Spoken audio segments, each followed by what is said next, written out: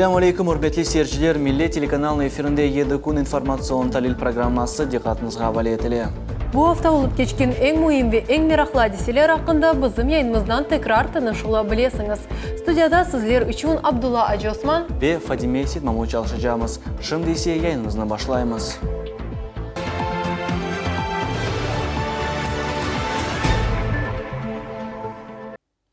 Нагата шерінде Россия Федерациясының президенті Владимир Путин ve Японияның премьер-назирі Синдзо Абе арасында көріші болып кешті.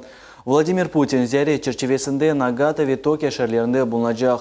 Bu ziyaretin münasibetler sahasında büyük bir adım деп atlamak mümkün. Çünkü o 2014 seneden beri hep sürülüyordu. Rusya prezidenti ve Yaponiyanın premyer-naziri ağımdaki sene devamında endi 3 kere görüştüler. Vladivostok'ta Şarkı İktisadi Forum'da Soçi ve Peru memleketinde geçirilgen sammitlerde.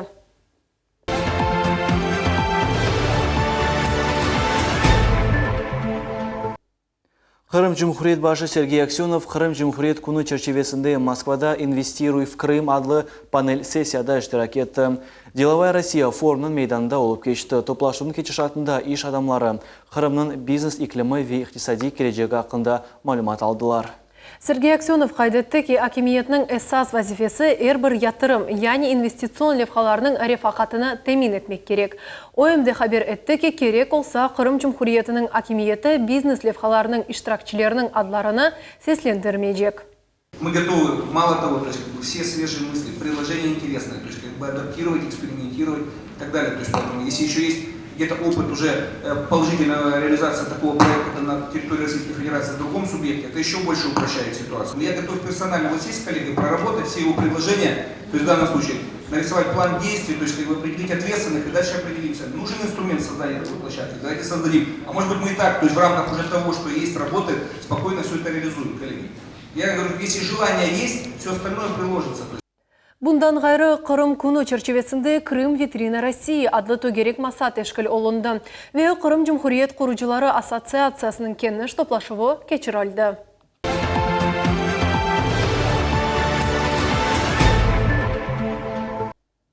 Kırım hakimiyeti 2017 senege Cumhuriyet büdjeti leyhasını algıçladılar. Planlaştırılgan büdjetin kelleri 131,7 milyard ruble, masraflar 135 milyard, yetişmemezlik ise 3,1 milyard rubleni teşkil edecek. Gelecek sene ayrılgan büdjet paralar episi içtimai meselelerinin çözülüvüne yetecek. Bu haqda Cumhuriyet Yolbaşçısı Sergey Aksyonov Kırım Nazirler Şurasının müşaviresinde bildirdi. Bugün Cumhuriyet Nazirler Şurasının müşaviresinde 2017 senege Kırım büdjeti ve maliyevi 2017-18 ve 19 seneleri boyunca Cumhuriyet'nin içtimai iktisadi inkişafı müzakere etildi. Cumhuriyet Yolbaşçısı Sergey Aksyonov 2017 senesinde ayrılgan büdjet paralar hepsi içtimai meselelerini çözülüvüne yetecek. Hem de hepsi planlaştırılgan işler yapılacak dep işandırdı. Bunun beraber o kaydetti ki büdjetinin 37% milli iktisadiyetke ayrıla. Ни одной из мер социальной поддержки, которая действовала на территории Республики Крым в 2016 году, не сокращена. То есть все меры сохранены в полном объеме. Это и федеральные, и региональные, и льготы. Вопросы, связанные с развитием, вы сами видите, что 37% практически занимает национальная экономика, это развитие дорожного хозяйства, топливно-энергетического комплекса, водного хозяйства. Денег более чем достаточно для того, чтобы решить все задачи, поставленные президентом. Будет проведено благоустройство, реконструкция набережной Алушты, мы заложили миллиард рублей. Дальше отработаем все приморские города, коллеги. Все, что мы обещали вам, и все, что обещали крымчанам в части наведения порядка в 100-метровой зоне, поверьте, будет выполнено, несмотря ни на какие сопротивления, саботажи и так далее. Это я вам гарантирую. На Айпетре такая же ситуация будет, но на Айпетре могу сказать, значит, что будет внебюджетный источник, не буду раскрывать, то есть как бы есть меценаты в данном случае, готовые вложить деньги в благоустройство, в реконструкцию, то есть никакой застройки на плато Айпетре, как обещал, не будет. Коллеги, это 100%. Kırım Maliye Naziri Irina Kivika'nın bildirgenine göre büdjet gelirinin kolemi 131,7 milyard rubleni teşkil edecek. Onlardan 75% ise federal büdjetten ayrılacak. Masraflar ise 134,8 milyard rubleni teşkil edecek. 2017 senesi Cumhuriyet büdjetinin yetişmemezliği 16 milyard rubleden ziyade eksilecek. Концептуальные отличия проекта бюджета на 2017 2012 год состоит в том, что первое, прогнозируется существенный рост доходов бюджета на 28,1 миллиарда. Объем дохода бюджета определен в сумме 131,7 миллиарда рублей, в том числе налоговые и неналоговые 33,7 миллиарда, безвозмездные поступления 98 миллиардов. Расходы бюджета планируются в объеме 134,8 миллиардов рублей, дефицит 3,1 миллиарда. Наибольший объем расходов планируется направить на национальную экономику 50,4 миллиарда, образование 31,6 миллиардов, социальная политика 22,2 миллиарда, здравоохранение 11,7 миллиардов, жилищно-коммунальное хозяйство 5,6 миллиардов, культура и кинематография 5 миллиардов 530 миллионов, реализация общегосударственных вопросов 3,3 миллиарда, обеспечение национальной безопасности 1,1 миллиарда.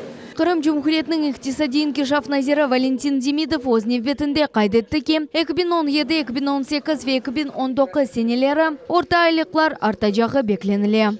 Ожидается, что среднемесячная номинальная заработная плата в республике в 2017 году составит 26 400 рублей, в 2018 28 900 рублей, в 2019 30 800 рублей.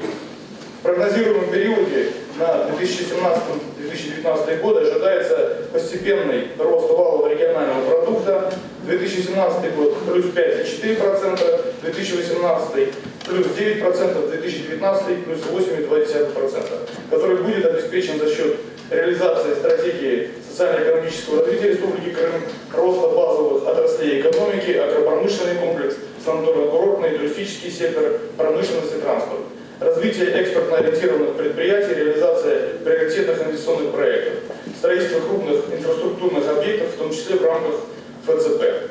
Уважаемые коллеги, прошу вас поддержать данный проект распоряжения. Назирлер Шурасының мушавересі нәтижесінде қанун лейхі алғышланды. Жұмхуриетінің 2017 сенеге бюджеті Қырым Девлет Шурасының Огдеки сессиясында қабул етілежек. Алимия Кайбулаева, Эдем Исмаилов, Миллет Ичун. Қырым Жұмхурия Девлет Шурасында Русия Федерациясының ана ясасы күніне бағышланған тантаналы топлашып олып кечті. Топлашуда Жұмхуриетінің бірінші шақыслары иштирак еттілер. Бізім телевизион тақымыз тәфсилатлыжа тариф еті. Русия Федерацияны ясасы халқара рей беру нәтижесінде 1993 сене декабрь 12-сінде қабыл етілген еді. Бұл девлеттің эсас қануны, о Русияның жемиет ве девлет тәртибатыны тайынлей. Қырым Жұмхуриетінің башы Сергей Аксенов қайдетті ки, анаяса девлет мұстақиллігіні темсіліні ташы, демократияның қиметіні ве гражданларының ақ-құқықларыны қавилештіре. Для нас, крымчан, сегодняшний праздник имеет особое значение. После воссоединения Республики Крым и Севастополя с Россией в 3-ю главу Конституции, которая определяет федеративное устройство нашей страны, были внесены изменения. Поэтому для нас основной закон является символом нашей победы, нашей свободы и единства народов Крыма. Конституция предоставляет нашей республике, как субъекту Российской Федерации, самые широкие полномочия.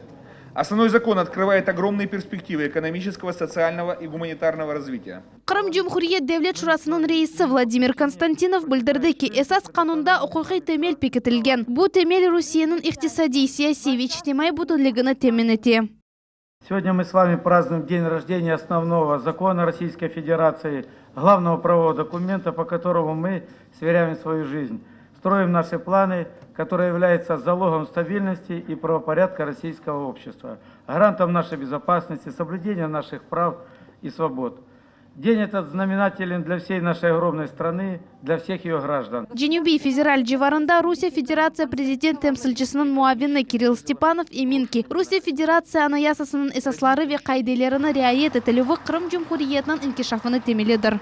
Наша сплоченность, наша решимость отстаивать интересы своей Родины – это залог того, что мы справимся со всеми политическими и экономическими вызовами, брошенными нашей стране. Дорогие крымчане, желаю вам успехов в труде, реализации новых смелых проектов и замыслов, благополучия, мира и согласия на благо нашей могучей державы. Қырымның ең яқшы иджади тақымлары байрам чықышларыны тақдим еттілер. Байрамна Родина моя, яни ватаным менім адлы ер яраштырды. Бұл ер Жұмхуриетінің үш девлет тілінде ижра етілді.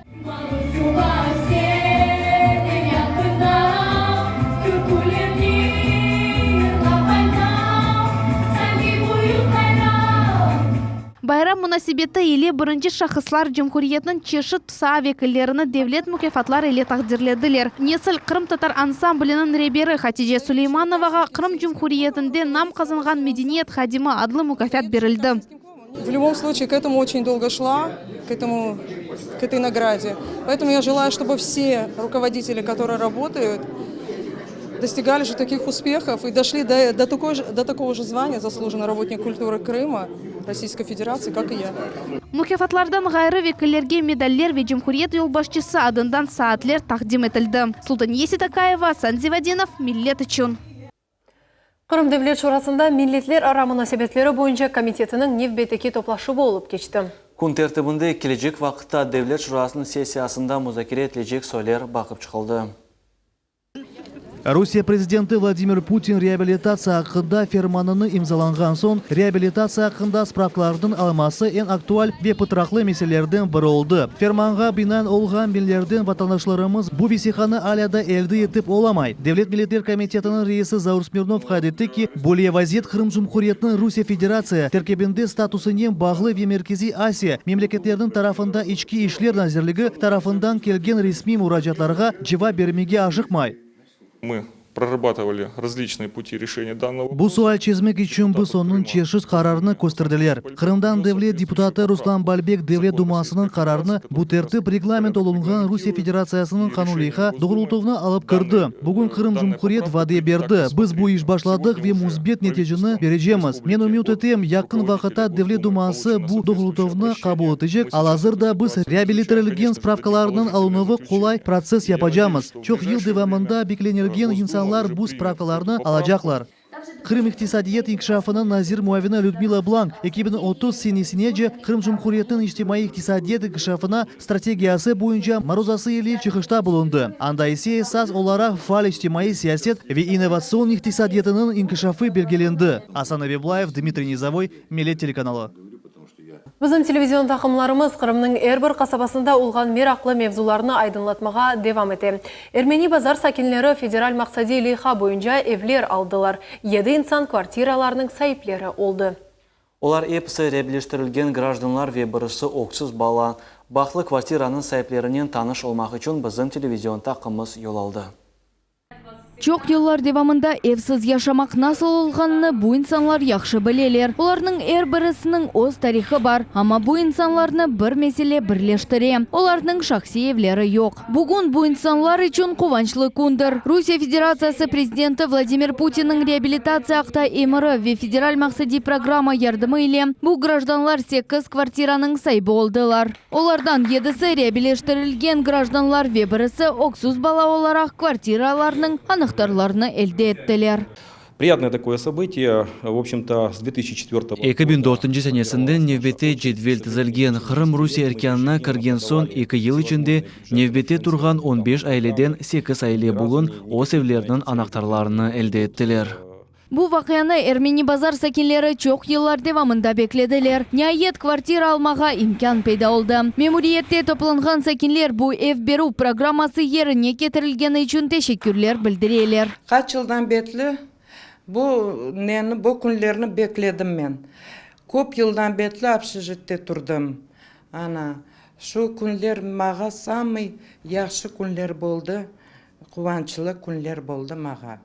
Sağ olunuz yardım etkeniz için. Federal maksadi programa boyunca bu şehrin reabiliştirilgen grajdanlarına ev satın almak için 11 milyon ruble ayrıldı. Ermeni bazar memuriyetinde umut eteler ki mezkur programa gelecek senelerde çalışacak. Kvartira almak nöbetinde turgan kalgan muhtaç grajdanlar da böyle yardım almağa imkanları olur. Администрация города Армянска была проведена. Ermeni bazar memuriyeti tarafından 2016 senesine kadar cedvelde olgan 26 aileden yanıdan kaydetilgen tek 15 хорanta. Bu programa gelecek yılları da çalışacağına eminmiz. Meskenlerinin yanı sahiplerinden konuşkan son bizim televizyon gruppamız Eskender Abiltarov'nın kvartirasına yol aldı. O bir odalı kvartiranın sahibi oldu.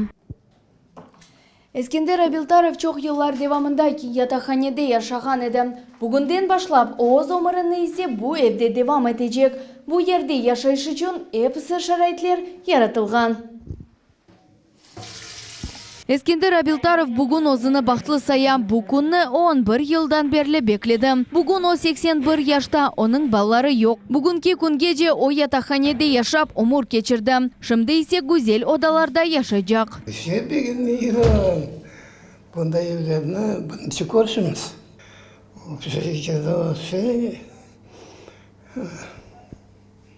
несін айтмайсам,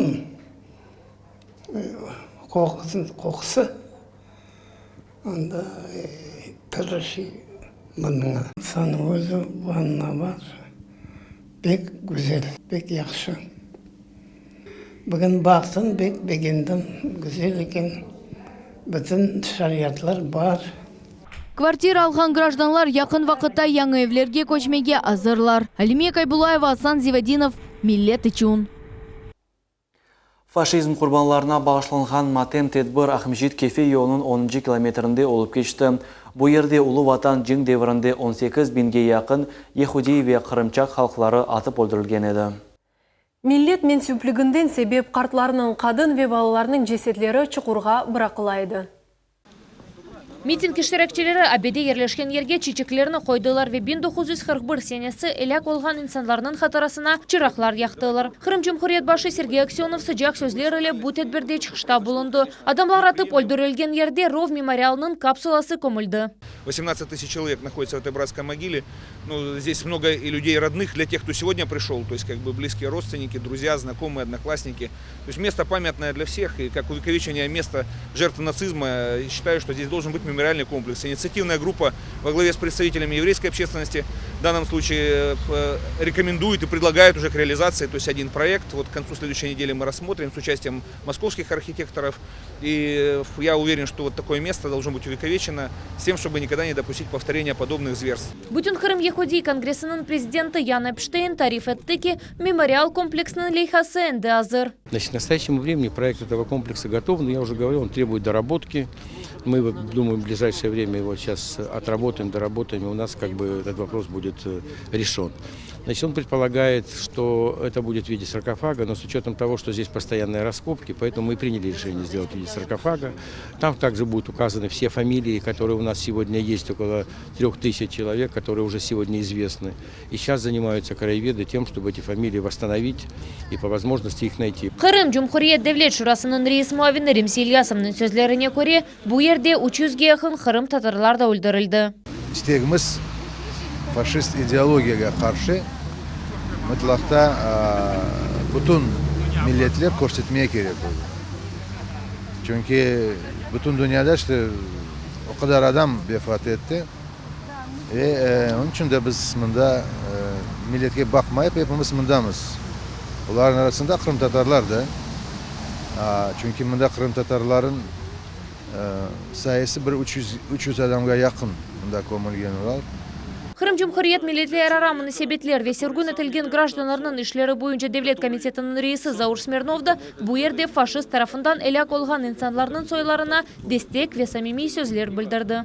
Трудно выразить словами чувство соболезнования, все те чувства трагизма, которые испытывают сегодня близкие родственники, вообще весь народ, здесь евреи, крымчаки, здесь представители других национальностей. Расстрел здесь, вот на месте этого рва, одно из таких событий, наряду с депортацией крымских татар, армян, болгар, греков, немцев, расстрел евреев и крымчаков, конечно же, является такой же трагической, скорбной страницей в истории Крыма. И сегодня наша задача сохранить эту память, передать ее будущим поколениям, для того, чтобы никто не имел никаких возможностей поднимать тему нацизма, расизма, разделять людей по национальному, конфессиональному признаку. Ахмеджит Кефе yolunun 10. kilometrinde yüz bergen facialı vakalar Rov Serlevalı yanı tarihi kitapta tasvirleniyor. Onun mualliften biri tarihçi Михаил Кизилов oldu. Собственно говоря, идея была написать труд как раз вот по истории рва и собрать в него все, что мы знаем о расстрелах на 10-м километре, о людях, народах, которые были здесь расстреляны. В процессе создания этой книги мы набирали все больше и больше людей, все больше и больше материалов и статей.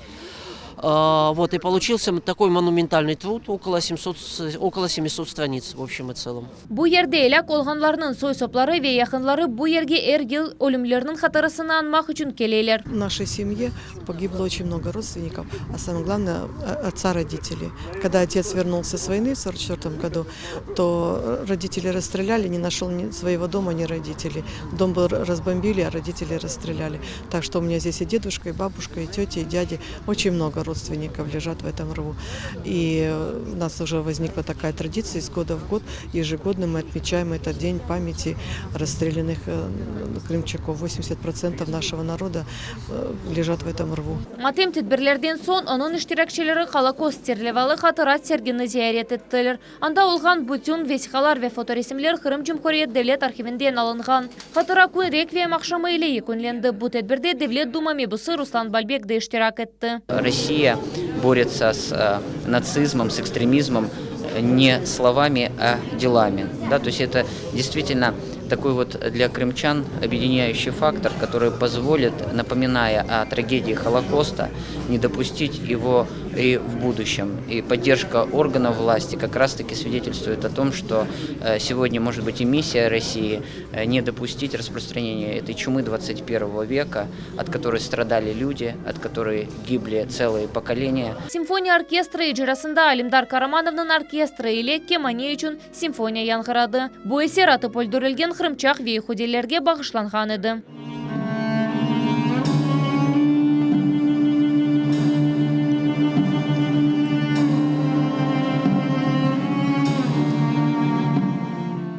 София Шукурова, Эдем Исмаилов, Руслан Хохлов, Миллет үшін. 2020 сенеге же Қырым Жұмхуриетінің ве Ақяр шерінің иштимаи иқтисади инкишаф адлы федераль мақсади программа насыл чалыша Веруси Федерация президентінің реабилитация ақта ембірі не дәрежеде еріне кетірілі. Бұл ақта Қырым Жұмхуриет миллетлер арамына себетлері ве сұрғын етілген гражданларының ішлері бойынша Девлет комитетінде сөз үрсетілді. Шымдыки вақытта Қырым Жұмхуриетінде реабилитирленген гражданлар топлу яшаған 276 массив бар. 2014 сенесінің август айында реабилитирленген Қырым халқларының абаналаштыру мақсадының 2020 сенеге же Қырым Жұмхуриетінің Вяхяр шерінің иштимаи иқтисади инкишаф адлы федераль мақсади программа қабул етілді. Программа бойынша 71 инвестицион лейха планлаштырыла. Олар президенттің реабилитация қытаймеріні бүтінле еріне кетірмеге ярдым етер. Бұл мақсадларға тахминен 10 миллиард рублей айырылды. Президент четко сказал, что данные средства... Президентimiz butun maliye ayrılacak deb va'da etdi. Onun sözlerinden son insanlar meraklanalar. Mında em mesken qurjılık hem de ijtimoiy infrastruktura obyektleri ko'zda tutula. Федераль мақсади программаны номерге кечірілві 7000-ге яқын insanны evleriyle temin etmеге, 7 бала бақчаны 2 мектепні эксплуатацияға керсетмеге, әмді газ, ышық ве су бағларының temin etмеге имкан бережек. 2016 сененің мұйым вақиялардан бірі бұл генчлер үшін Палетник медени мерkezінің құрыжылығыдыр. Сюрен станциясында да мемориаль комплексінің құрыжылық ішлері толу шекілде девам еті. Значит, все объекты, которые предусмотрены планом графиком по 2016 году, это 38. 2016 senesi көзде tutulgan 38 объект boyunca işler alып barılan, maliye ayrıla problemler yok. Eminim bütün obyektler vaqtına becerilecek. Бүгінгі күнде милетлер арамыны себетлер ве сүргін етілген гражданлар ішлері бойынша Девлет комитет құрыжылық назирлігі ве капиталь тамир құрыжылық қызметінің сымарышчылары арасында ишбірлік мүнесебетлері белгіленді. Хатырлатамыз федераль мақсади программа 2020 сенесі бүтінле екінленежек. Оның номерге кечірілігі Қырым Жұмхуриет реабилитирленген гражданларының мұқтажларыны темин етмеге ярдым етежек. София Шукурова, Эдем Исмаилов, Миллет үшін. Ахмеджит шерінің Борчоқра қазабасында халық арасында Дорт президентінің мектебі кібі танылған оқу йұртының мудирі енді белгіленді. Бұл мектеп Ахмеджитінің 44 санлы оқу йұрты кібі белі олacak. Ким мудир вазифесini бежірежек фи анги очалар да ішке алынажағы ақында шу ерден келген телевизион тақымыз біле. Борчоқра қасабасында ерлешкен яны 44-ші мектептің мудирі Элеонора Акимова болды. Мектептің тантаналы ачылуы декабрь 26-сында кечежек. Элеонора ханунun ожалық тәжірибесі чоқ, 30 жылдан зиеді. 2003 сенесі Қорантасы ile Қырымға көчіп келді. Бір жылдан сон о 40-ші мектепке музыка ожасы, sonra оқып тербие іші бойынша мудир муавини олып чалышты. Мұндан әвелу 20 ел Өзбекстанда музыкаль мектепте ожалық япты. Я знала, что строится школа, естественно, я живу здесь рядом, на Ахмечете. Я знала, что строится школа, и, конечно, мое желание было работать в этой школе. Не директором, не замдиректором, а хотя бы учителем. Был такой вот издан приказ о том, чтобы рекомендовать меня на должность директора. Я прошла аттестационную комиссию. Здесь совпало и то, что я являюсь носителем крымско-татарского языка, и то, что высшее образование, и то, что я работала замдиректором. Моя кандидатура устроила всех членов аттестационной комиссии. Мектеп 825 талибені сағдырajak, 33 сынып açılacағы назарда тұтыла. Дерслер рус ве қырым татар тілерінде алып барылajak. Милетлер ара мұнасебетлер ве сүргін етілген гражданлар ішлері бойынша Девлет комитетінің рейсі Заур Смирнов қайдетті ки, Земаневи донатылған яны мектеп тек Ахмеджетінің дегілде бұтынле Қырымның ғұрыры олajak. Объект долгожданный, очень много было споров, разговоров, но наконец мы подходим к тому, что в ближайшее время уже классы этого учреждения заполнят ученики, будут преподаваться уроки. И сегодня мы провели встречу с директором школы, с Элеонорой Шевкетовной, которая рассказала о том дне, который непосредственно уже будет в торжественной обстановке открывать школу. Конечно же, я уверен, будет очень много гостей, естественно, будут родители, будут ученики. Мектептің эсас вазифесі туған қырым татар тілінің жанландыруы деп айта Элеонора ханым. Я хочу сказать, что растет поколение детей, которые не владеют своим родным крымско-татарским языком. И мы будем создавать все условия для того, чтобы было обучение на крымском татарском языке, для создания речевой сферы на крымско-татарском языке, для развития речевого функционирования крымско-татарского языка. Это мы ставим одной из главных задач, которая стоит сейчас перед крымско-татарским народом. 44-нче мектепте балаларыны оқытмаға істеген ана-бабалар 2017 сененің февраль айындан аризалар тапшырып білелер. Гүлнара Каримова, Асан Зевадинов, Миллет үшін.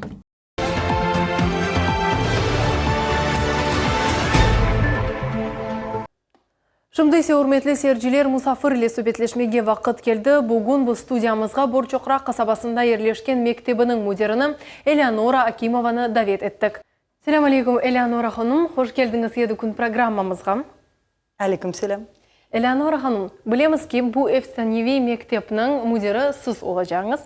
Эвелден бұл мудер вазифесіні бежермезден эвел сіз музыка сahasында çalıştыңыз білеміз. Мектепте сон мудер муавиныды олдыңыз. Өзіңіздің фаалиет ақында тәфсилатлыca бізге айтыңыз, лütfen. Ташкентте мен музыка мектепте yarım yıl çalıştım.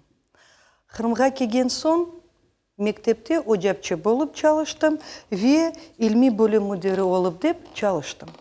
Машалла, пек бойле бір месулиетлі. Иш, сіздің фікіріңізде, мудир олмақ үшін инсанда насыл бойле бір хусусиетлер олмақ керек? Біріншіден, өз ішіні севіп yapmağa керек. Өз ішіні бегеніп yapmağa керек. Тырышып yapmağa керек. Сон екіншісі айтқанда баларын sevmege керек. Çünkü балар біздің келечектеріміз. Evet.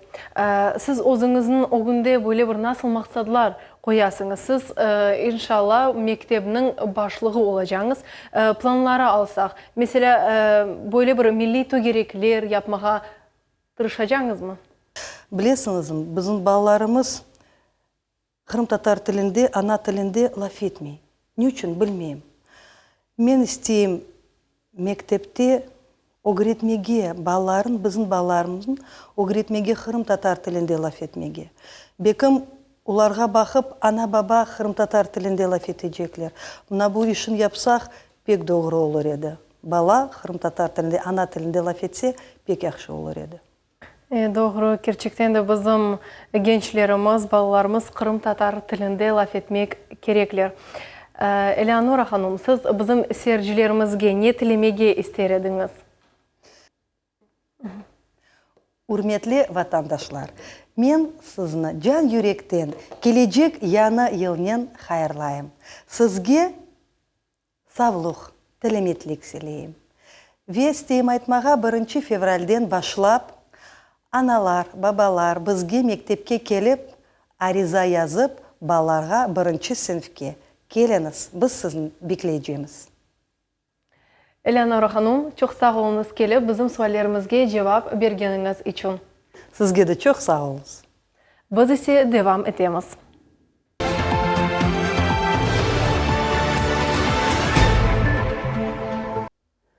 Қырым Жұмхуриет Медениет Назирінің муавины Исмет Заатов халық медениеті сасында Туркияде Халқара Академия Тытқиқат мукафатыны әлде етті. Бұсене айны бойлы мукафатқа Туркия, Азербайджан ве дигер мемлекетлер алимлері наил олдылар. Исмет Заатов мукафат үшін бұтын Қырым татар халқы адындан тәшекүрлер білдірді.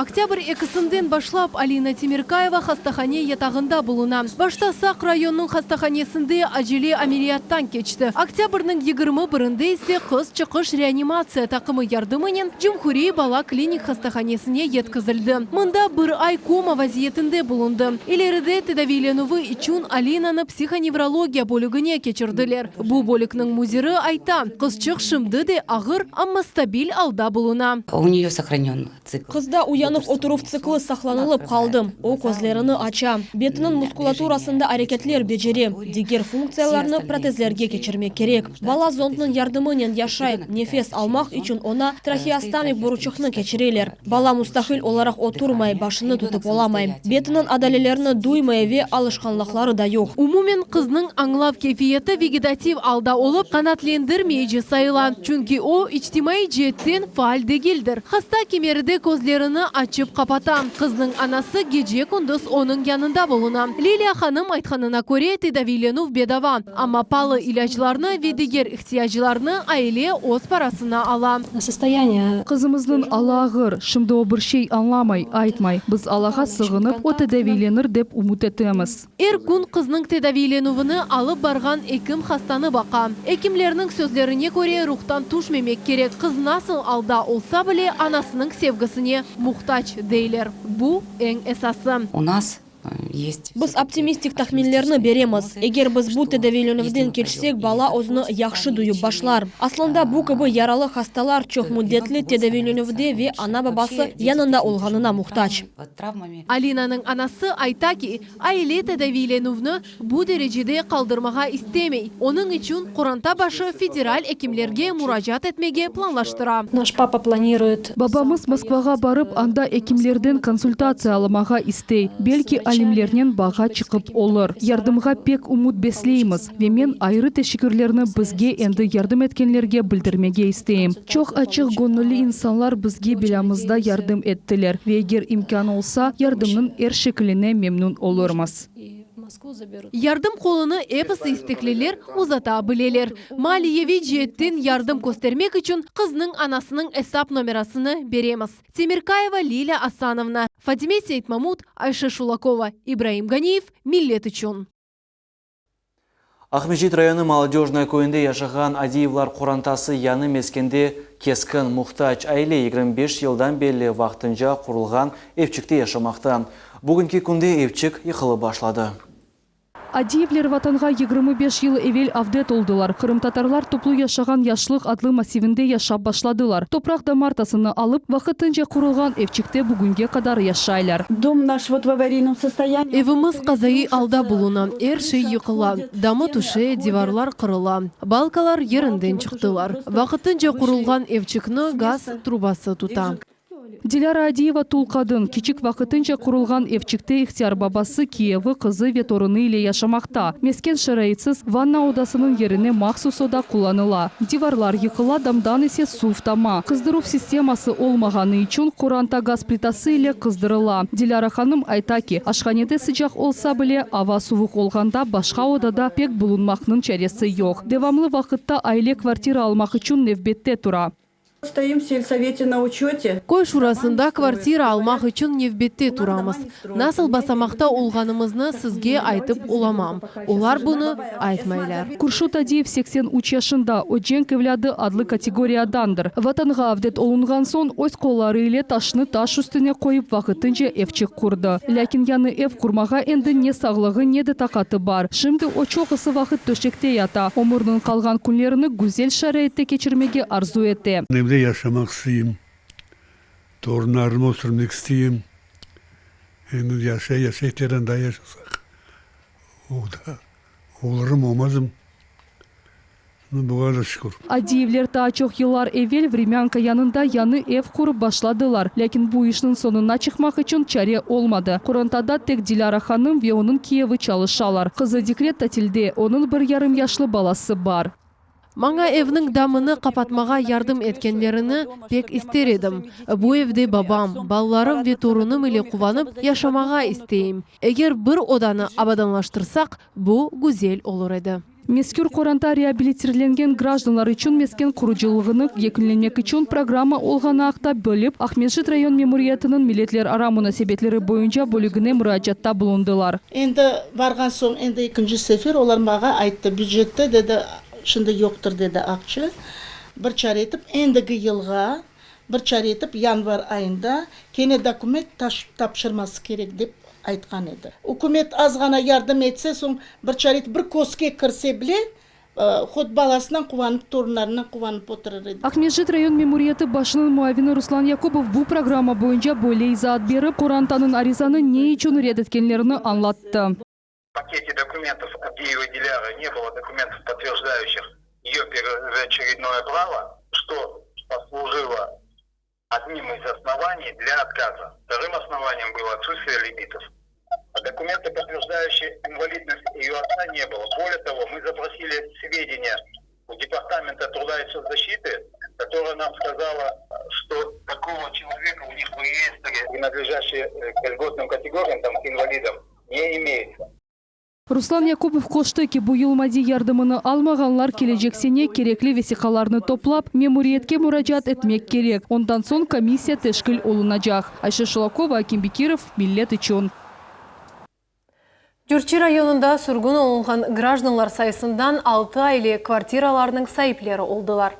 Anahtarların tantanılı berilüvü rayon memuriyetinin binasında olup geçti. Tedbirde hakimiyet ve yerli memuriyetlerinin vekilleri bulundular.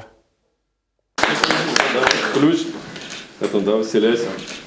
Успехов. Bu Gürçi rayonu için mühim vakadır. Sonki kere meskenin satın aluvuna paralar 10 yıl evvelsi ayrılgan edi. Bu sene ise Gürçi rayonuna Nazirler Şurasının emiri ile 7,5 milyon ruble ayrıldı. Bu sermiyalar reabilitengen gражданlar için berilgen. Kvartiralar anahtarlarını baklı insanlarga Devlet Şurasının reis muavini Natalya Malenko ve Kırım'ın vitse-naziri Yuri Gatsanyuk takdim ettiler. Bu bir kereklik aksiya değil, o prezidentinin emri boyunca ötkürüldü. Gelecek yılları da yapılacak. Herkesge sağlık ve icadi muvaffakiyetler tileyim.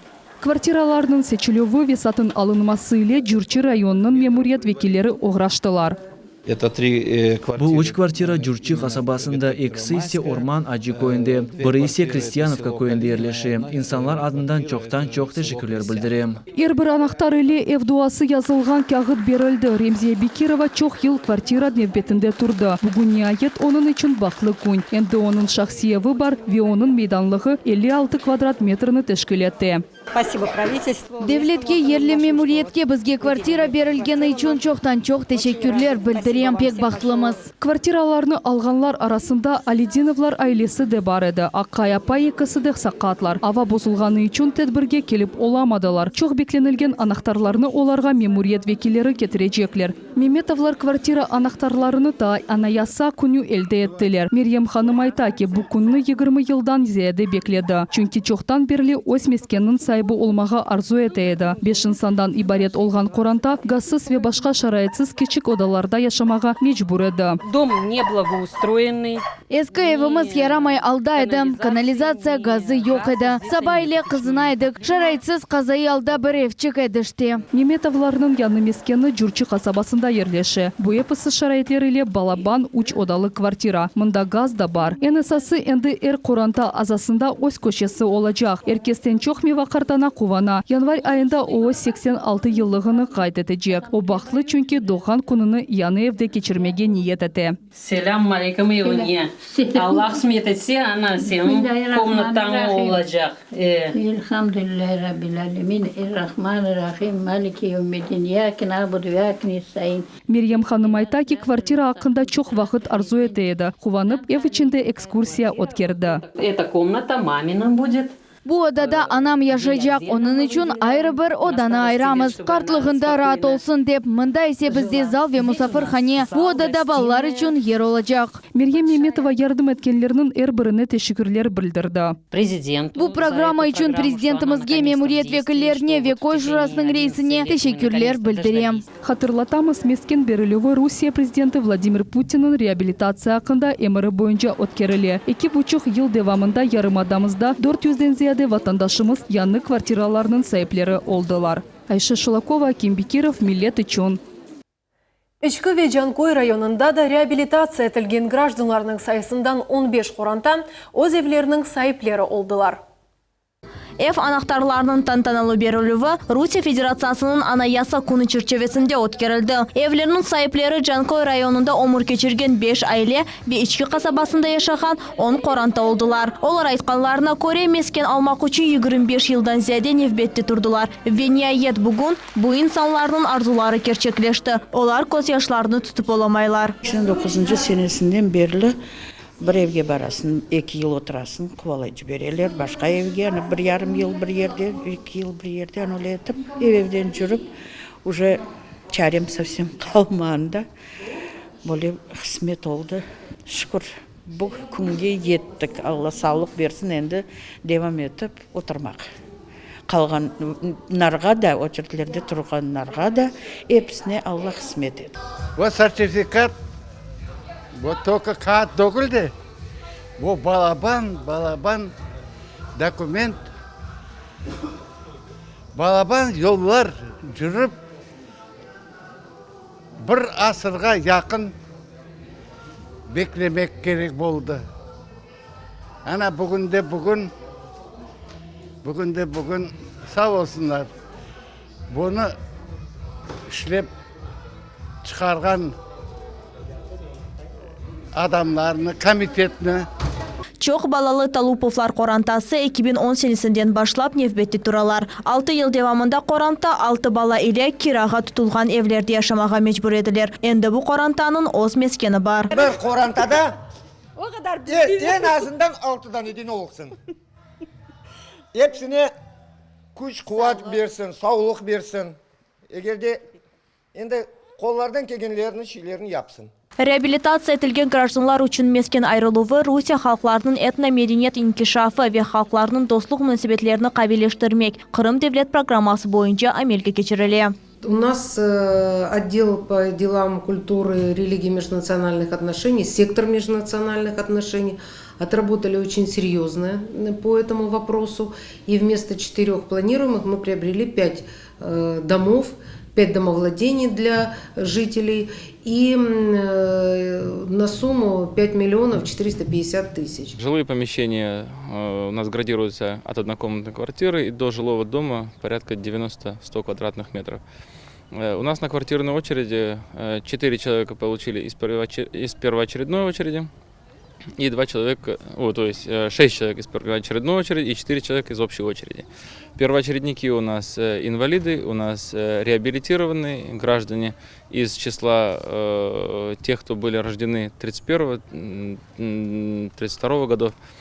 Дедушки, бабушки, которые стояли на квартирной очереди, наконец-то дождались этого своего звездного часа. Пролили они немало слез. Хатырлатамыз, бұл сене реабилитирілген гражданлар үшін мескен айрылуы бойынша 207 миллион рубледен зияде сермей айрылды. Бұл параларға Қырымның 17 регионындан 130 чоқатлы квартиралар ве мескен евлер сатын алынды. Вавиле Юпумер Мустафаев, Миллет үшін. Кома, инсульт, паралич сонрайсе сақатлық эмде девамлы ве ағыр 5 жылық тадавилев. 30 яшлы Залина Усейнова бірден уч бала доғып, бойле алға түшежегі ақылға кебі келмейді. Фажа 5 ел евелсі юзберді ве бұтын Қырымға яңғырады. Бұл қаза едімі яда екемлерінің қатасы. Девамлы махкеме даваларынан соны бұл суалге жевап тек бір ай евелсі белі олды. Зульфира Ибрагимова қызы бірден уч баладоға жаға ақта білген сон обутюн вақытыны келечек торунларға ве қызына бағышламақ қарар алды. Бұл себептен атты іштен бошады. Зульфира ханым зенат бойынша екім ве кічік балалар иле çalışмақ тәжірибесі бар. О қайдетті ке Залина юклі олғанда сағлығына шикет етмейді. Оның қызы доғмақ үшін 2-ші санлы Ахметжи Доғув evine müracaat etті. Ләкин Эдем София Веление балаларының дүнияға келуі аман-аман яш ананың жаныны алды. Кесарево сечение ярдым мыйле доғырувдан сон Залинанын алы бірден ағырлашты. Сонра есе чоқ қан жойғанындан себеп окома алына оғрады. Забыли зашить сосуд, кровеносный сосуд, вот, артерия эпигастрика. И она потихонечку начала кровоточить. И в течение, получается, чуть больше суток, за 26 часов, она потеряла 4 литра, 100 миллилитров, вот такой объем крови. Это было массивное кровотечение, внутрибрюшное кровотечение. Фаджадан сон Залинанын анасы яны доған уч балачықны эмде хаста қызыны бақмаға мечбур олды. Постоянные головные боли, раздражает свет, раздражает шум, тяжело ходить, роняет предметы из рук. Да, бывают какие-то пробелы, когда она улыбается, видит детей, она хочет их обнять, она хочет с ними, конечно, играть их, чтобы они почувствовали, что это она, мама. Бу тешетли вақадан эвел Залина Усинова омур архадашы иле Ахметшитте яшайды. О хастаханеде лаборант оларақ чалышайды. Бойле беля олур деп бір кімсе беклемеген еді. Бірінші баллары омурлеріні бирабир кечірмеге вады еткен севімлі ақайы. Амма айле башы қиынықларға dayanmayып Құрантаны ташлап кетті. Шымды Залина 35 яшында о екінші группа сақаты ве аналық бақтыны толысынен есетіп оламай, чүнки өзі башқаларға бағылы. Зарар көрген қадын 5 жыл эвелки күнлеріні қорқу иле хатырлай. Поначалу мне ничего не говорили, потому что я постоянно, у меня был такой стресс, я с утра до вечера, я просто плакала, потому что я не чувствовала ни ног, ни рук. Это был ужасный шок. Когда я уже когда мне, мама уже рассказала, что со мной стало, и сколько я потеряла крови, у меня был первый вопрос в голове, как я выжил. Эдем София Веление энді 5 яшындалар. Аят Северви аттық кенжелер бала бақчасына қатнайлар. Олар анасы иле чызмаға ойнамаға севелер. Шымды ise олар елбаш байрамына азырланалар. Ве ширлер ezberleйлер. Долгожданный Новый год мы встречаем вместе. Будет наушный хавот и стишки и песни. В двери Новый год стучится, Дед Мороз нам гости мчится. В небе праздничный салют, и часы 12 бьют. Кереклет тебе ярдым көсірілмегені бойынша тақиқат 3 жыл девам етті. Ләкин месулиетлікке чеккүф мүддетті биткені себебінден жинайы иш қапатылғаныды. Бұндан сон Доғуф Эванын реберлігіне қаршы гражданлық дава açıldı. Nihayet bu senenin октябрь ayında Ахметжитнің Киев район mahkemesi өз қарарыны çıkardı. Залина Усинованың файдасына ikkinchi sanlı Ахметжит Доғуф Эванден bütün кетірілген зарар için tazminat төлемек. Bu 3 миллион рубледен зиядедір. Все 3 судебно-медицинские экспертизы четко подтвердили вину лечебного учреждения, точнее персонала, который оказывал медицинскую помощь данной женщине. Ведь вина в чем проявилась? В дефектах, которые были оказаны при проведении медицинской помощи. Установлено, что действительно было кровотечение, установлено, что несвоевременно была проведена оперативная помощь. Тебе муэссе mahkeme kararı ile razı olmadı ve апелляцион mahkemege müracaat etti. Возмущает правовая позиция, которую заняло лечебное учреждение, которое оказывало помощь. То есть при доказанной вине сотрудников, они пытаются заявить, что было якобы был несчастный случай. Хотя несчастного случая в данной ситуации не было. Поэтому не принесены извинения с пострадавшей. То есть не оказано никакой помощи. Залина Усинованың Құрандасы умут етеке. Бұл іштің бақылуынен оғрашачақ mahkemeciler коллегиясы бүтін мальземелеріні оғреніп, евелки mahkeme қарарыны қалдырачақ. Айша Шулакова, Энвер Аблези, Сумер Мустафаев, Милет Ичун. Ахметжитнің 23 сақаты енді араба сайыплері олдылар. Ичтимай Сигорта фонды тарафындан 23 арабаның анақтарлары берілді. 20 ел әвелсі Асан Изетдинов çalışkan yerinde қазаланды. Бүгін ona машина берілді. Erkek hakimiyet vekilleri ОКБ insanlarga yardım бергені үшін teşekkürler bildirdi. Мына мен 7 ел bekledim. Sağ olsun hükümet. Мына 7 yılın içinde yani машина berdi. Нас biz Kırım Tatarlar sevmeyik bu hükümetin. Bu hükümet bizge yaxşı baksa. Hepsi yaxşı çalışa, sağ olsunlar, предпродажный подготовка bu машина отты. Отыр кете бер. Шинчик кысмет алса, шарға шығарлар, отырмыз, кетерміз. Ана оле сау olsun үкімет, сау olsun біздің президентіміз, біздің үшін о әрекет ете, біз үшін тоқтамай. Вадим Табурянский 30 ел evvelsi шахтада çalışıp қазаланған еді. Араба сайбы олғаны себебінден көз яшларыны тұтып оламай. Работал в шахте Донецкой области. Шахтада çalışқанда бел кемікні қырдым. О вақытта берли сақатым. Президентімізге ве бұл фондқа бұйықтен бұйық тешекірлер. Қырым ярымадасында истисалда яраланған 3000-ге якын инсан яшай. Бұл сене олардан 23 инсан араба elde еттілер. Я думаю, что и в следующем году будет происходить дальше работа по этой программе, потому что порядка 3000 у нас жителей Крыма, получивших травму на производстве, и их нужно всех обеспечить именно транспортом, чтобы они могли передвигаться. Что хотелось бы сказать, что есть некоторые моменты, мы будем над ними работать, потому что есть люди, которые, их дела оказались на территории Украины, вот как-то истребовать эти дела, и будем заниматься. Порядка 65 человек таких есть, мы будем им конкретно заниматься. Крым Cumhuriyeti'nde İçtimai Sigorta Fondu'nun regional bölüğünün rehberi Viktoriya Потеряйканың сөзлеріне көре, оларның идаресі сақатларға ярдым etmek мақсадыны қоя. Производится обеспечение пострадавших как техническими средствами реабилитации, так и санаторно-курортным лечением. Специальное медико-социальное обслуживание производится. Производится лечение пострадавших на производстве граждан. Мы выдаем автомобили. Это является техническим средством реабилитации для пострадавшего на производстве, с помощью которых наши граждане, крымчане, смогут лучше передвигаться, адаптироваться в социальную среду. То есть я уверена, что это им поможет жить более полноценной жизнью. Әрбір машина сақат инсанлар үшін махсус донатылған, мұнда қоллар ярдым ile идаре yapıла.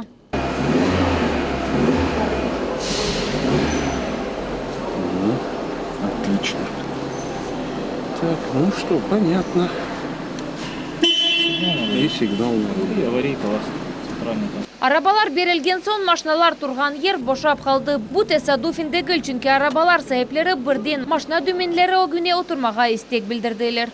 Сәфия Шукурова, Руслан Хохлов, Миллет үшін. Сақ районының Тузлы көйінде ерлі мезарлыққа алып барған yol абаданлаштырылып башланды. Көйлілер ве дин жемиетінің векеллері вазиетні бойлы алда қалдырмаға істемеділер. Onun için olar Rusya Federatsiyasının prezidenti yanında milletler ara münasebetleri boyunca şuran azasına İnkişaf adlı cemiyet teşkilatının reisini Eskender Bilalov'a müracaat ettiler. Bundan son bir hafta içinde yollar tamir etili başlandı. Tuzlu koyunun mezarlığı Saq rayonunda en büyük ve bakılganlardan biri sayıla, lakin ona alıp bargan yollar muşkul aldalar. Yakınaklardan son ise yerli sakinler nece yaf ne de maşinanen keçip olalar. Ama bugün yerli hakimiyetinin teşebbüsüyle mezarlığının teritoriyasında yollar kurulup başladılar. У нас была встреча с Сергеем Валерьевичем, где присутствовал Заур Смирнов, присутствовал Рензи Ильяс, и мною был поднят вопрос именно просьба о помощи, чтобы сделать эту работу. Глава республики сразу отозвался положительно, дал Зауру Смирнову задание, чтобы проконтролировать это. И я серьезно очень благодарен главе республики. Хочу сказать спасибо Зауру Смирнову за то, что все-таки вот сегодня мы эту дорогу спустя неделю уже делаем. Сабадан мезарлықтың территориясында иш қайнай. Бірі-бірі артындан юк машиналары қатнап құружилық малземелеріні бошаталар. Олардан сон экскаватор ерні доғырта. Yolның құружилығы үшін Tuzlu көйінде яна асфальт төшілген сон қалған қайта ишлетілген малземелер құланыла. Дин жемиетінің векілері оның құланывы үшін Rusya Federatsiyasының президенті янында милетлер ара мунасебетлері бойынша шуранын азасына İnkişaf adlı cemiyet teşkilatının reisine Eskender Bilalov'a müracatta bulundular.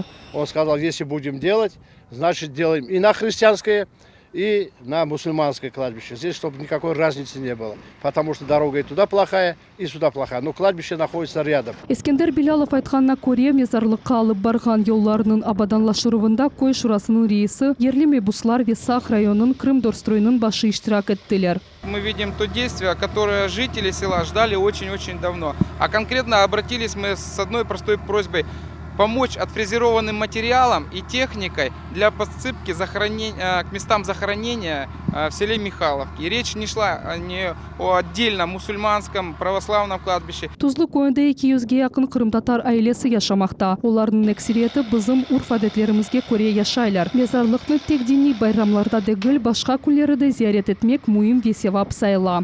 Endi cemaat Allah göstermesin cenaze çıksa Balçıkta жүрмейжек. Doğru yollarda жүрүп неметерлер, кыйналмаздар. Машиналар да, адамлар да. Tuzlu koyunun sakinleri onların ricasına cevap olarak seslengenlerge öz teşekkürlerini bildirdiler. После подсыпки будут, конечно, приятно ходить. Обувь не будет пачкаться. Потому что мы ходим и детей берем с собой маленьких. Будет хорошо. Все будут довольны. Большое спасибо тем, кто уделил этому внимание свое. Туда очень было тяжело доехать. Сейчас, после того, как дорогу возобновляют, теперь же получается легче. Можно ездить чаще. Beraberlikte bu yol 2 gün içinde kurulup bitecek. Gelecekte mezarlıkka ketken yollarga asfalt töşeyecekler, dep ışandırdı Eskender Bilalov. Ayşe Şulakova, Enver Ablaziz, Millet için. Millet telekanalımızda yanı yıl bayramına faal hazırlıklar keti. Yılbaş bayramlar arifesinde yolbaşçılar tarafından tılsımlı kır serlivalı yanı leyha yaratıldı. Телеканал Кырымның әрбір көшесінден ең яқшы бала ойын тақымларыны топлады.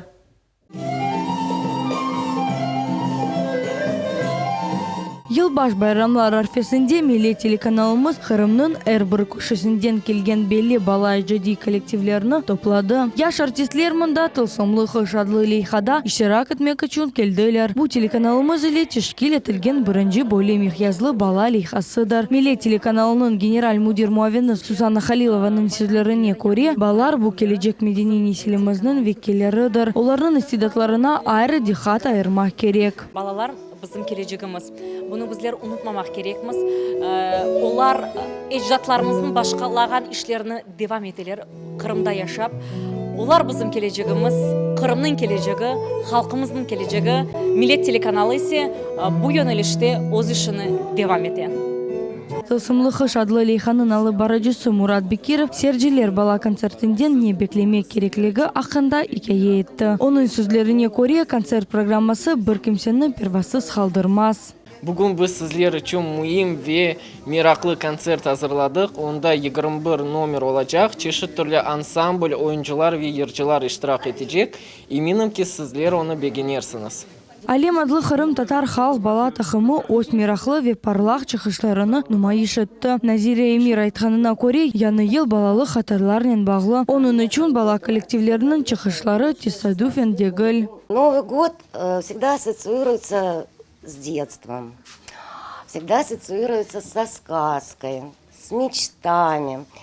И я хочу, чтобы независимо от возраста каждый мечтал, желал. И прекрасного всем, это главное, настроение, деткам нашим, здоровья, хороших перспектив в жизни, чтобы они занимались любимым делом и получали от этого огромное удовольствие, родителям крепкого здоровья, терпения.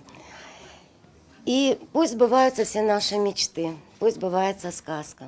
Konsertның iştirakçıları büyük isteklen öz tilekleri ile paylaştılar. Onlar Kırım sakinlerini kele yatkan yanı yıl ile hayırladılar. Men yanı yılға bir şey istemeyim ama anam babam yanımda olsun ve sağlıkları olsun. Men isteyim dünyada ve vatanımızda tinçlik olsun. Telekanalının general müdür muavini Suzanna Khalilova'nın aytkanına göre genç artistlerinin çıkışlarını Millet telekanalının efirinde bayram günleri görmek mümkün. Bundan da gayrı yanı yılda telekanal o günde öz işini Mamateke adlı studiyası başlayacak. Sultaniyemejit Ramazan Alivapov Millet için. Bedi gimnastika boyunca Kırım takımı Dubайda olup geçken yarışlarda birinci yerlerini kazandılar. Umumen alganda yarışlarda 20 memleketten ziyade sporçular iştirak etti. Keçenleri Ahmetjet'in Halkara Hava Limanında Kırım galiplerini yakınları karşıladılar.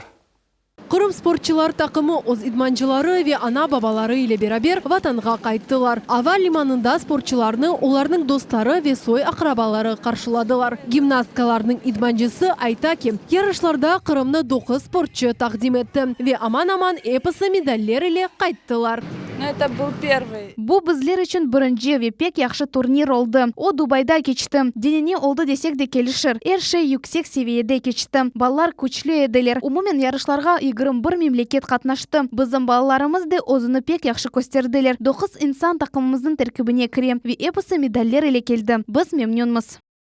Алия Усейнова 9 yaşında. Bedi gimnastika ile o 4 yaşından oğraşa. Ona bakıp kızçıkның 2 doğmuş kız kardeşi Safiye de gimnastika ile meraklanıp başladı. Ve endi bugün 2 kızçık da Saudi Arabistan'da olup geçken bedi gimnastika boyunca halkara yarışlarda galip çıktılar. Aliye birinci yerini, Safiye ise 3. yerini kazandı. Biz Dubayga bardık. Men anda bıvı ve top ile meşguliyetler gösterdim. Gelecekte de biz böyle yarışlarda iştirak etip birinci yerlerge çıkmağa isteyimiz. Aliye'nin anası yarışlarda iştirak etmege kol tutkanları için Kırım hakimiyetine teşekkürler bildirem. Sport положительно влияет. Sport balanın sağlığına müsbet tesir ete dep düşünem. Onun için uyken kızımны bedi gimnastikaga berdim. Küçük oğlumuz ise serbest güreşke katnay. Elbette büyük teşekkürlerimni Kırım hakimiyetine bildirmege isteyim. Olar bizge kol tutup çetel memleketlerge barıp yarışlarda iştirak etmege yardımcı olalar. Biz endi sport sahasında bayağı bir muvafakiyetlerge yettik. Bundan toxtamayıp bu yönelişte daha ziyade ilerlemege tırışacağımız. Sportçılarının oğlan kardeşi İsmail kız kardeşleri için gurur duya. Olarga erişilgen maksatlarda toxtalmayıp oge ilerlemekni tiley. Men mында kız kardeşimni karşılamağa keldim. Olar Dubaydan kayttılar. Olar yarışlarda galip çıktılar ve men buna kuvanam. Olarını hayırlayım. Küçük sportçılarının ailesi emin. Gelecekte olarның evlatları sport olimpine yeterler. Fadime Seyitmamut, Edem İsmailov, Millet üçün. Ахмеджетнің 42. мектебінде tekvando boyunca семинар ve semestr аттестациясы olup geçti. Sportçılar beyaz, sarı, yeşil, mavi ve kırmızı kuşaklar almak için imtihanlarını topşırdılar. Аттестация тапшыруы ve семинар 2 күн devam etti. İmtihan nazari ve ameli kısımlardan ibaret oldu. Sportçular tekvando terminleri boyunca sorularga cevap berip tekvando техникасını тапшырдылар. Каждые полгода мы проводим аттестацию. Вчера ребята сдавали на белые и желтые пояса. Сегодня спортсмены сдают на синие, зеленые, красные пояса. На экзаменах дети показывают базовую технику, отвечают на вопросы по терминологии тэквондо, плюс сдают спецтехнику, это разбивание предметов на высоте в прыжке, плюс разбивание досок, спарринг и туль.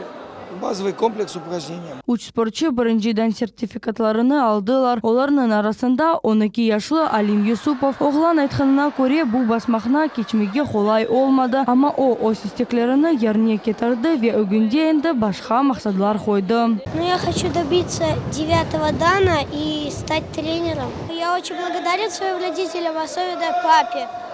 Он много времени уделяет мне, много ездит на тренировки со мной и на разные соревнования. Также хочу выразить благодарность Умерову Шевкету и Умерову Эдверу, моим тренерам. Tekvando boyunca defalarca Kırım çempionu Arsen Kurbedinov halklara çempionatlarda iştirak etti. Moskovskiy Vызов adlı turnirde iştirak edip o altın medal kazandı. Bundan gayrı Arsen Karakoşak'ın sahibi oldu. Bu maksatga erişmek için o 7 yıl tırıştı. Сегодня я получил черный пояс. Я тренировался на протяжении 7 лет и добился этого успеха. Мне было, как бы можно сказать, и тяжело, так как каждый день тренировки, это тяжелые тренировки были. 16 yaşlı Tamila Umerova tekvando sportçısının 10 yıl devamında uğraşa. O Rusya'nın 4 defa ve Kırım'ın defalarca çempiyonudur. Endi sport ustası namzet unvanı kazandı. Tamila haydetti ki tekvando sportçısı haflı dep sayıla. Ama buna bakmadan bu sportçısının tek oğlanlar değildi, kızlar da uğraşalar. У нас занимаются девочки, которые добиваются хороших результатов и в данный момент сдают аттестацию, сдают на красные и на синие пояса. Кырым Жумхурiyet Тэквондо Федерациясының президенті айтқанына көре аттестация yüksek seviyede geçti. Әнді спортчылар Ахмеджетті январының 21-не планлаштырылған Кырым Жумхуриетінің Тэквондо бойынша чемпионатына ve біріншілігіне азырланалар. Султан Емеджит, Рамазан Аливапов, Миллет үчүн. Милли телеканалы Русия Федерациясының Devlet Думасына сайлауларының ең güzel айдынлатылығы бойынша Бутын Русия ярышында ғалебе қазанды. Бірінші еріні kimse қазанып оламады, ама екінші ерінде біздің телеканалымыз ерлешті. Хатırlatамыз, Қырымда Бутын Русияда улғаны кебі сайлавлар сентябрь 18-інде кечті. Милли телеканалында ярым адамыздаки вазиет аққында Бутын күн девамында марафон тақдим етілді. Onun çerçevesinde Ersat Kırım'ın çeşit koşullarından leyhalar, yani haberler informasyon yayını çıktı. Kaydetmeli ki yarışta Rusiyanın 42 sübjektinden 138 kütlevi informasyon vasıtası öz işlerini yolladı. Devlet Dumasına saylavlar yarım adamız için tarihi vakıya oldu. Cumhuriyetimiz böyle büyük saylavlarda ilk kere iştirak etti. Millet Telekanalı 12 saat devamında siyasi, cemaat, sanat ve ilim erbapları ile sübetler geçirdi. Marafon çerçevesinde Ersat Kırım'ın saylav участкаларында hukum sürgen vaziyet hakkında leyhalar ile haberler programması hazırlandı. Bizim muhbirler Ahmedjet'ten Ermeni Bazarga çalıştılar. Сейчас мы находимся в районе автотранспортного техникума на избирательных участках номер 349 и 350. Явка здесь хорошая. Крымские татары активно участвуют в выборах. Қарасу базар, Судах, Ислам Терек, Орхапу ve Ermeni базар шерлерінден жанлыбақ oldu. Мен хатırlatam ki bugün Kırım Yarımadası'nda en esas günümüz devam etmekte. Meskür yarışқа бірқаш leyha yollanılған еді. Bu 12 saatlıq marafon haberler levhaları bizim hakkımız programması ve bizler için bu günün en parlaq vakayası. Millet Telekanalında çalışkan hadimlerinin, yani Abdullah Adjı Osman ve Fadime Seyit Mahmut'un toyudur. Elbette saylavlar günü bizim teleradyo kampaniyasında böyle bir ağır oldu. Niçin desem biz çok çalıştık sabahdan başlayıp ve hazırlıklar ona çok gördük ondan evvel. Biz çok düşündük nasıl bu konu geçireceğimiz ve geliştik. Öyle bir büyük bir marafon yapmaya. Öyle bir marafon, büyük marafon. Tek bizim kampanyamız yaptı bugün de. Elbette bizim işimizi gördüler ve biz galip oldu. Elbette ben çok memnunum. Yarışның жюри азалары saylavlarga bağışlanған бірқаш leyhаны бірден seçtiler. По предложению конкурсной комиссии одна первая премия не была присуждена, и ее сумма была распределена между другими номинациями. И вот что самое приятное, что я с радостью хочу сообщить всем телезрителям, всем крымчанам, решением Центральной избирательной комиссии Российской Федерации одну из вторых премий получил крымский телеканал «Милет», автономной некоммерческой организации, общественная крымско-татарская телерадиокомпания.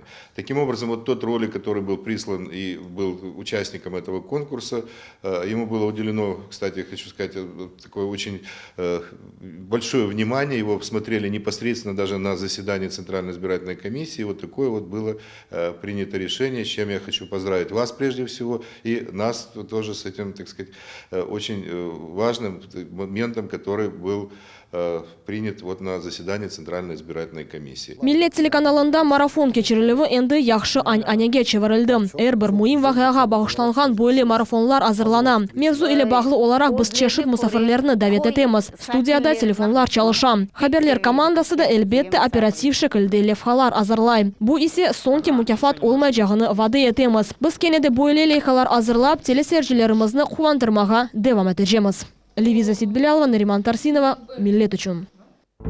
Bu hafta yüz bergen en aktual mevzular edi ve şu noktada yayınımız sonuna keldi. Biz sizlerden bir haftaga kadar sağlıklaşamız kanalımızdan ayrılmanız, daima biz ile olunuz. Efirde görüşmek üzere. Sağlıkla kalınız.